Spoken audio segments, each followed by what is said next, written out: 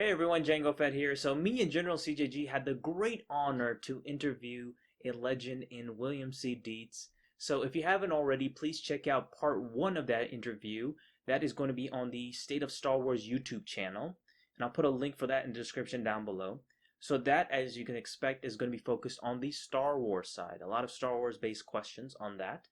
So this is going to be part two, and this is going to be focused on the non-Star Wars side, focused on his other science fiction works that William C. Dietz has done, like Halo the Flood and Starcraft, Heaven's Devils, and things along that nature. And don't forget to please check out William C. Dietz's works, including his social media and his website. I'll put links for those in the description down below. And with that being said, please be sure to like this video and comment down below, and enjoy part two of the interview. All right, so now we're going to get into the non-Star Wars side, dealing with Halo the Flood and the StarCraft sections. So first question being, how did the idea of writing a novelization of Halo Combat Evolved came to be? Well, it's parallel in many respects to our discussion about the Dark Forces games, and so if this is for potentially a different audience, I'll just reprise a little bit of what I said earlier, which is in where tie-in books are concerned, it's always a case where a company approaches you, not the other way around. You don't get to initiate ideas. So in this case, it was a situation where I had established myself as a writer and established myself as a tie-in writer through Dark Forces and whatnot, and had a positive reputation for doing that kind of work. And I got a call one day via my agent that there were these people that had this property called Halo, and they wondered whether or not I'd be willing to write a novelization of the book. Now let's pause here for a moment and talk about the difference between a tie-in book, plain and simple, and a novelization. A novelization is taking a game and turning it into a novel. So what you're doing is you're just simply, you're not creating this thing from scratch. There's a game out there and you're turning it into a book that somebody can read. Whereas a tie-in book can be about anything, related to that game, but it's probably a new story. It's not a step by step by step, recreation of the game. You follow me? Yep. Mm-hmm. Yeah. Okay. So they told me that in this case, this was a novelization, and would I be interested? And I had never heard of Halo. Never heard of Halo, had no idea what it was. And so in order to find out, I figured I needed to do some research. So I went to my local GameStop store, which wasn't too far away, and went in, and there was this dude there, at the counter, of course, looking good in some kind of a game t-shirt, and hair down to his shoulders and all of that, a little alternative in a good way. And, I said, hey, tell me about this Halo game. I mean, is this any good? Is this a thing? Because frankly, I did not want to sign up for something that, wasn't popular, wasn't happening, because I was busy. And again, I had a full-time job and I was also writing my own work on the side. And he said, in fact, he said, and I'm paraphrasing here, but, he said, basically, dude, this is the hottest game there is right now. Are you kidding me? I can't keep those things here in the store. And so, that in my mind was the greatest, endorsement that was possible. If the guy at GameStop likes the thing, then, it's a property. So I then went forward with negotiations and everything. And basically, what the deal was is that they wanted this book, they wanted this novelization. They wanted it if I remember correctly, They wanted it in like 6 weeks. Mm. I want you to think about that. That is a very, very short period of time. And after giving the whole thing some consideration and so on, I agreed to do it. And that involved, of course, getting Halo, playing it, not just playing it, but playing it over and over again, taking copious notes while I played it. And there was some material, but there wasn't the all of the material that, like you would get from Lucasfilms, boxes of resource materials. But the one thing I had going for me was the fact that the team doing the game was located right here. And at that time I was living very close to Seattle, and they were located, across the lake. And I could get together with them and talk about stuff, and that was very helpful, particularly because there was a great deal of information that was in their heads about the characters, the Master Chief and all of that wasn't written down anywhere. And sometimes I would write something and hand it in, and they would say, "Well, Bill, this isn't right. The Master Chief would never do that." And I would say, "Well, who says?" And they would say, "Well, we discussed this today at lunch, and so we decided he would never do that." I'm going, "Well, I wasn't at lunch." So, it was a challenge that way. But so it was, and the time frame was very difficult that they put forward. But uh, A quick clarification. Was it actually 6 weeks? Because I actually read some articles and interviews that you said it was actually 10 weeks that they gave you. okay, yeah, okay, thank you. 10 weeks. Honestly, I don't remember, but it was short. Let's say 10 weeks. Mhm. So 10 weeks. But so anyway, there was a qualifier that I had that in terms of doing the deal, where I said, the only way that I'll do the book is if I can inject material in between the cut scenes. And I want to take some of these figures, these bit players, spear carriers, if you will, that are in the story, and I want to expand on them, and I want to go sideways. And I want to do that for a couple of reasons. One, because I think that a novelization, just a straight novelization, is a situation where everybody already knows the story. And, so there's nothing new. There's no new material in the book. That doesn't seem like something that's going to please a lot of fans. But if we give them new information about, what's going on in the background or sideways from the main story, I think people will like that.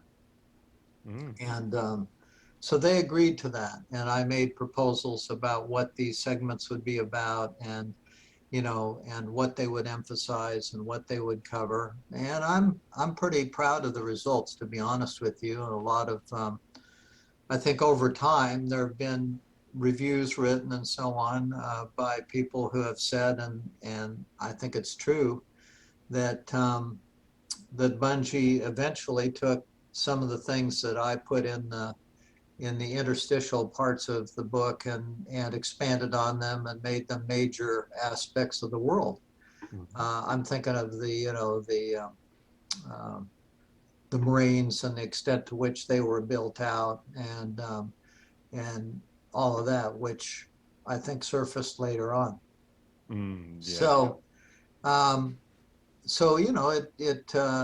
it was published. It did well. I think to this day, um, it continues to sell. I know that according to the information I've had from the publisher, it's sold easily 1 million copies by now. And fortunately, I negotiated a little bit of the back end on that, and it's been pretty profitable for me. But um, it was fun. I mean, it was horrible for that 10 weeks, but it was also fun, and it's something that I'm very proud of to this day. All right. Okay, so nice. Next question. This is one I've been wondering, and I've actually not heard others talk about. Why is the book called Halo the Flood? Like, what's the origin of the name? Why not say call it, I don't know, Halo Combatable Novelization or something similar to that? Like, why Halo the Flood? Well, of course, I didn't name it. Bungie did, but I think you may recall. Have you played the game? I played the game and read the book, so yes. Okay. Well, you're well equipped. Well, then you know that the main threat in the game is the flood, and the flood, especially all the little flood critters that swarm you and so on throughout the game, not to mention the members of the Covenant. But the flood, at the time, that was sort of I think, kind of a breakthrough notion of having, all these critters that swarm you and so on. And so I think that was the inspiration for the name. But that's just a theory on my part. I never actually sat down with everybody on the team and said, okay, tell me why you picked that. It just seemed to me at the time to be, okay, I get it. The flood is a big part of the book. It's a big threat if you're the game player. So that's why they called it that. That's my theory. I see.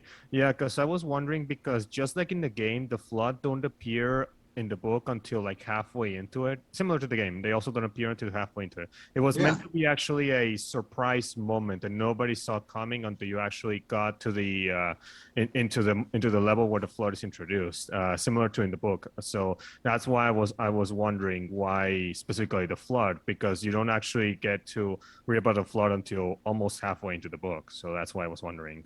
Yeah, no, your question is makes sense. But I remember when I first played the game and everything, and when the flood makes their appearance, I mean, you are working it with the submachine gun and the shotgun and everything. And I mean, you're not used to having enemies that just swarm you like that. At least I wasn't at that point. And so it definitely made a big impression on me.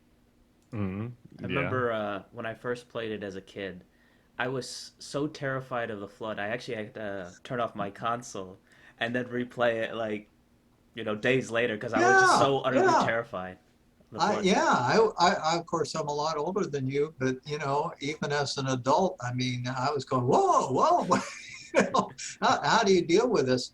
And of course, now years and years later, I mean, all of us have developed game playing skills and strategies that we probably use in anytime we're playing a first person shooter. But I didn't have those skills and strategies, completely honed at that point. So, I mean, I was learning a lot, like, what can you do? How can you do this? How can you, I remember, thinking, discovering that, okay, if I run like hell and stretch them out behind me, then I can turn and get them and then run and turn and get them and stuff like that. But at first I'm just standing there being swarmed and going, how the hell will I ever survive? So. Nice. Yeah. I actually was not scared of the flood because I played Halo 3 first before Halo 1. So Okay. yeah, but it's a long story.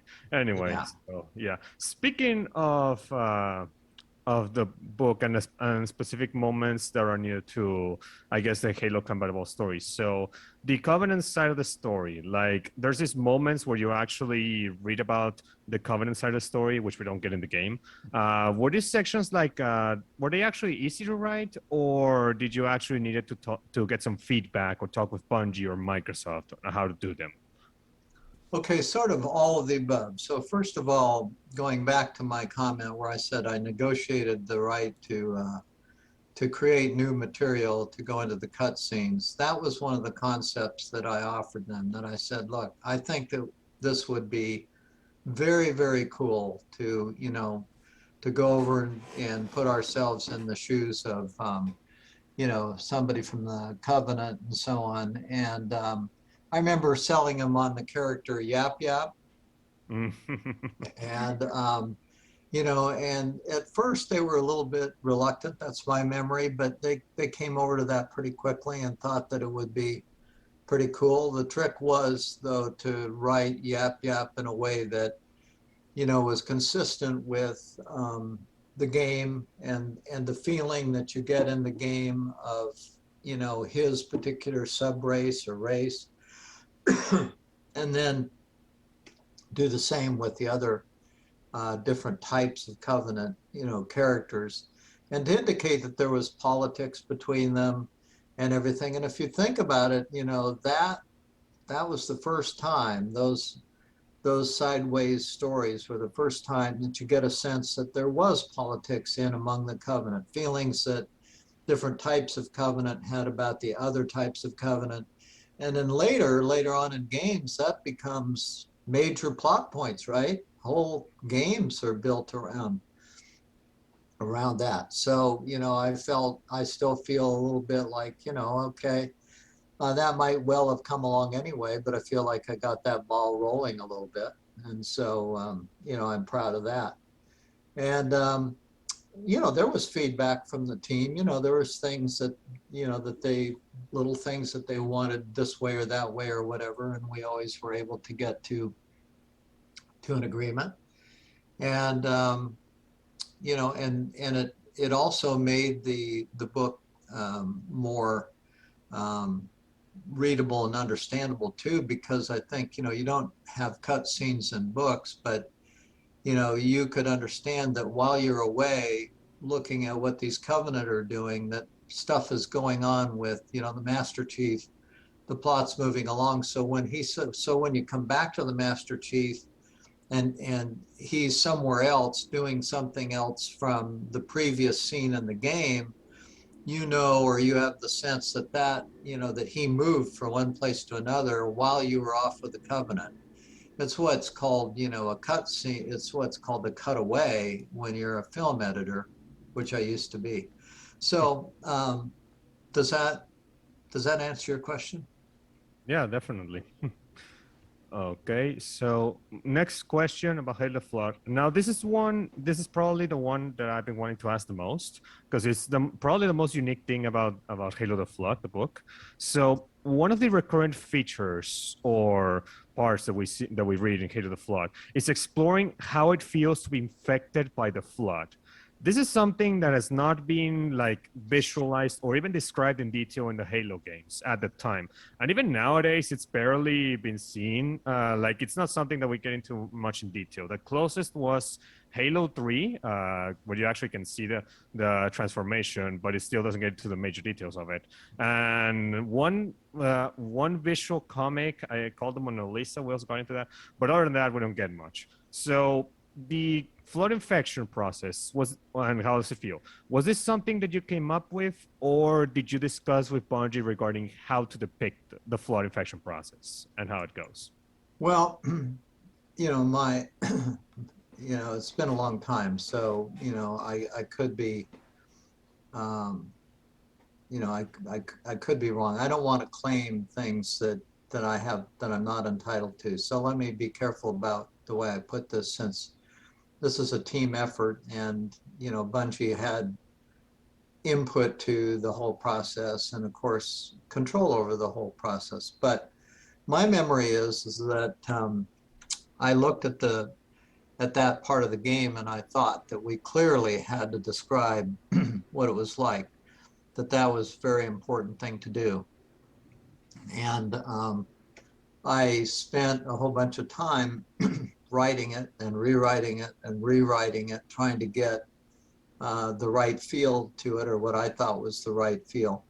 And as far as I can remember, it was accepted pretty much as is, but my memory could be fallible. Maybe somebody on the Bungie team, gave me feedback that I just don't recall. We have to leave room for that, but I do think that for the most part anyway, that is pretty much as I wrote it, because I felt that we really had to have it, and that it would make that particular moment in the book even more important and even more, something that you could feel and experience rather than just having this guy be taken over and saying, well, he was taken over and then the story moves on. I see. Interesting. Yeah, because I've seen some Halo YouTubers, Hidden Experience in particular, talking in detail about the flood infection process, and I never got like the very specifics of it from official media, other than just Halo the Flood. So that's why this was a very interesting question that I need to ask. So there is that. Now, moving on to our next question. So you mentioned before that Bungie had taken some of the things that you introduced in Halo the Flood and put it into later works of Halo. Have you by any casualty heard of Halo Fireteam Raven? It's this arcade game that actually took some elements and characters from Halo the Flood. You heard of it? I have not. When I read it in your questions, that was a first for me. I haven't read it. It's it's something I just wasn't even aware of. I find it hard to believe it got much publicity. I don't know how I missed it, but apparently I did. It came out in 2018, so maybe that would be the explanation. Huh.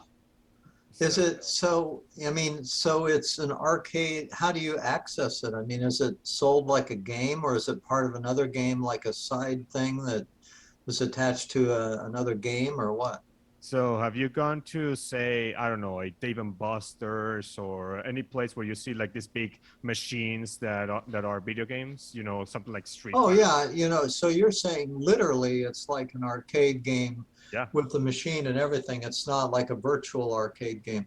It's an arcade game. I played it myself, actually, start to finish. So, and I did notice several of the elements from Halo the Flood, from Alpha Base to the ODSTs, and so like they did took plenty from the book itself. It's not just the retelling of the combat evolved itself, but it's also the book. So Ah, amazing. Well, that's interesting. Well, I thank you for sharing that.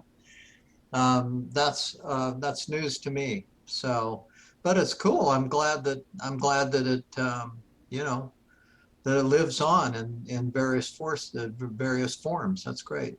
Mm-hmm. Indeed. Okay, so next question, the Django. You Okay. go ahead. Have you ever been interested in writing more Halo books? If so, could you write another novelization or tie-in novel of a Halo game? Yeah. Well, so the answer is, I mean, I'm always open to proposals from companies. There are, writers, authors who, feel that tie-in work is, just kind of like scuzzy stuff to do. They think it's uncool or whatever. I'm just not that guy. I love all these properties and I consider it to be fun and a privilege to write inside these things. And even though there's special challenges, so but I'm proud of my other work too. That's all mine. But I enjoy both kinds of formats. So if there was an opportunity to write a Halo book, I would certainly take a look at it. Um, but and but the novelizing one is a lot harder than writing a tie-in. So if it was a novelization, I'd have to really think about that. Halo the Flood was a novelization. That was hard work. We've all agreed now it was 10 weeks, but consider that usually uh, even a fast writer generally has 6 months to write a book, and most writers maybe write a book a year. So writing a novel, even one where the story is already laid out in 10 weeks is is pretty tough stuff. I worked some pretty long days, as you can imagine, but never say never. So yeah, I was not subsequently offered anything after Halo. What began after that, and I don't know the internal workings of Bungie, I mean, you have to be working for the company and be inside the culture and all that to know. But what happened subsequent to that, this is just an observation, is that various people on the Bungie team started writing tie-in books for the Halo universe, and they, I think, sucked up a lot of the opportunities. They were insiders. They wanted to write. They wanted to, have, let's be honest, an automatic bestseller to their name, and they're in a position to say, well, why should we hire somebody when I'm willing to do it? I mean, you've got to pay me, of course, extra money for it, but I'm making this up, but I'm guessing that's what the conversation was. And so, they did that. For example, Eric Nyland, who's a very good author, very good writer, and wrote the book before mine, he was on the Bungie team, which may or may not be apparent to people. So I think, he was in a position to write more, and there was various other people on the team that wrote Halo books. It didn't leave much room for anyone else, and so that was that. Interesting. Okay, so I think eventually they went to Greg Bear, yes. and he did some stuff for them as well, and that was a case of reaching outside the team, and of course he's world-class science fiction writer, so excuse me, so certainly well qualified to write anything, certainly that. Mm-hmm. It's interesting that several Halo authors like Greg Bear and Troy Denning were also Star Wars authors. Same goes for you, Bill. Like it's so fascinating that both franchises have the same authors, or a good chunk same authors. Like that's something that impressed me. Yeah. Mm-hmm. There's that. Okay, so the Django, you can continue. Okay, so moving on from Halo to Starcraft, regarding your novel Heaven's Devils. What inspired you to create a story on Jim Raynor? Did you have any first-hand experience with playing any of the Starcraft games? This is getting to be kind of repetitive. I'm going to say again, no, I'd never played a StarCraft game until this opportunity came my way. And it came, as I've described before, me being approached by them rather than, you really don't get to go looking for this kind of stuff. It either comes to you or it doesn't. And that was the case. So no, it was the first for me. So I came to it without any kind of plan. And that particular team, had a very, very structured notion of what they wanted. They had, kind of like not a, complete written out plot, but they had an idea. They had a sequence of, of things that they wanted to do with the book. After all, it was part of an ongoing series of books that was established, and they had every intention of, continuing that series. So they had things that they wanted to get done, and they gave me a list of those things, and then I had some freedom as to how I would get it done. But they were pretty strict about what you could and couldn't do, and what they liked and didn't like. And I spent a lot of time, probably more time, rewriting that book than I spent on any other tie-in I've ever done. They were very demanding in that respect. So I would say that that book was, kind of co-written by me and their team, really. So, would you ever consider doing fantasy or fiction novels outside the science fiction genre? Or is that something that you prefer to do, science fiction? Well, the simple answer is yes. And as a matter of fact, right now I have a series of books it's a series called The Winds of War. And it's near future alternative history. And it's a series of books about a fictional World War III, obviously fictional, because we haven't had one, thank God. And each book stands on its own, meaning that all the books are tied together by a common setting, which is this World War III situation, but each book has its own characters and its own locale and its own plot. There's no overarching plot between all of them. And I'm looking up at my bookshelf. 1, 2, 3, 4, 5.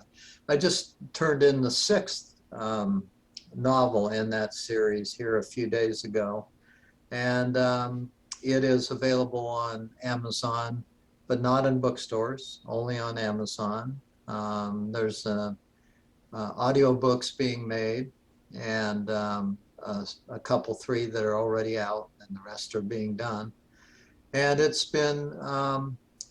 basically self-published, and it's been very successful, honestly. I mean, it's not a bestseller, it's not on the New York Times list or something like that, but it's most of those books have spent some time in the top 100 of their subgenre. You guys are obviously hip, and so you realize that Amazon has all these subgenre lists that they have, like mysteries or westerns or whatever. And each one has its own top 100, and these books, usually spend a nice amount of time in the top 100 before they fall out of that. And they're doing very well for me, and I love to write them. So they're very military, and of course my most of my science fiction books are military science fiction, and most of the tie-ins that I write are military tie-ins. So the whole notion of writing near future alternative universe, military books is very much in my wheelhouse. These books have only the lightest, just a little bit of science fictional elements in them. They're not true science fiction. Each one has maybe a little tweak, a technology that may actually be available in the near future, but isn't available now, but really isn't science fiction. So I'm doing that now, and I will continue to do that. Okay, nice. Okay, next question. Are there any novels/works that were canceled or never came to be that are relatively unknown? Only the one we talked about. Escape from Daku. Yep. Okay. All right. So in that case, next question, the Django. Okay, so excuse me, General, but I'll just go back and say, there's a couple of books. There's some books I wrote that were experimental in the sense that I was trying to see, whether I could work in another genre or something like that. But they weren't canceled, but they just weren't hugely successful. They never found an audience. So I have a few of those hanging around. Basically books that I was in love with that I wanted to write, but they just never took off. So there's a few of those, and they're out there. They're out there on Amazon and various places if you want to dig them out. my next question is: have you ever written comics, and if not, have you ever wanted to write comics? I never have written any comics. I never had the opportunity. I think it would be fun to learn how to do it. I'm very much aware that it's a specialized field and that you don't just walk into it and, sit down and be able to do it well. There's a lot going on there, I think, but I've never had that opportunity. And since I've been able to be reasonably successful just writing regular books, I didn't have the motivation to go, try that out or to seek it out or to try to create an opportunity. And one just never came my way. But I think it's a very interesting format. And, I think graphic novels, though, are something that, that I would be even more attracted to. But I would need to have that. I'm not an artist, so I would need to have a partner, somebody who really had that set of skills and so on. And I've never stumbled across that partner, but I think that would be a lot of fun to write graphic novels. Oh yeah, I mean, if you really think about it, the artist is also the writer too, because they're also creating those different worlds. They're not just standing Absolutely. by and sitting on the background. Absolutely. That's such an important part of it. And we there's such great movies out there and properties that are based on graphic novels. I'm thinking of Atomic Blonde is a great example. What a great movie, at least in my judgment. And that's based on a graphic novel. It's a great example of how a graphic novel can really, really be something. Yeah, yeah, absolutely. Mm-hmm. Indeed. Okay, so next question. What are your favorite types of stories to write about, other than science fiction? Well, we've kind of hit on that a moment ago when I talked about what I'm writing now. These action adventure, military, near future kind of stories. I love that stuff. I served in the Navy and I was a medic and served with the Marine Corps as a medic. I never went into combat other than just the bar fights that you get into in Honolulu. But the uh, uh, the values that the military has, that um, the importance of military stories, because there's always elements of life and death, the um, the adventure elements, the sacrifice, all of these different elements of those stories make them fascinating to think up and to write. And if you go back and think about our conversation and you look for the common denominator in it, it's pretty much military, right? I mean, you think about, okay, Dark Forces, military. Um, Halo, military. Um, you know, uh, the books that I'm writing now, military. So, that's I think the answer to your question. Okay, nice. All right, Django? Okay, so what have you been working on lately? Well, I don't want to be redundant, but again, this Winds of War series, near future, alternative history, military, action, adventure. That's what I'm working on. Just turned in book 6, and I'm hard at work on book 7 right now. And I have a side um, project going on that parallel with that, which is actually a step back into science fiction a bit, but it's military science fiction to some extent, and that's an alien invasion story. I don't want to deliver any spoilers here, but it's aliens invade Earth, but in a different way. And oh, by the way, they are carnivorous. I'll just say that. So uh, that's coming up sometime in early next year. Mhm. Okay, awesome. All right, and final question. Is there a way for people to follow you online regarding your latest works? Yeah, I have a website that I keep current. It's William C. Dietz, Dietz.com. And they can, if they go to that site, they can see what I'm doing right now, what I've just done. And there's a complete, list of all my books that I've ever written, some stuff about me personally. And so that's probably the premier place to go. I'm also on Facebook, easy to find there. And that's about it. I'm not on a lot of social media platforms because I just can't keep up with it. Each time you join a platform, you're creating expectations with a set of people that you're going to interact and you're going to do stuff, and all of that takes away from actually writing and producing books. So I have to kind of limit myself to that. But